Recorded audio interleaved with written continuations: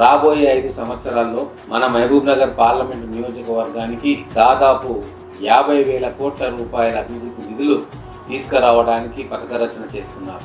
మన ముఖ్యమంత్రి గారు ప్రాతినిధ్యం వహిస్తున్న కోడంగల్ నియోజకవర్గం మహబూబ్ నగర్ పార్లమెంటు నియోజకవర్గంలో అంతర్భాగం. మన పార్లమెంటు నియోజకవర్గాన్ని అనేక వేల కోట్లతోటి అభివృద్ధి చేయడానికి, అలాగే పెండింగ్ ప్రాజెక్టులన్నిటినీ కూడా పూర్తి చేయడానికి కాంగ్రెస్ పార్టీ నాయకులు, ఎమ్మెల్యేలు, మన గౌరవ ముఖ్యమంత్రి గారు కంకణం కట్టుకున్నారు.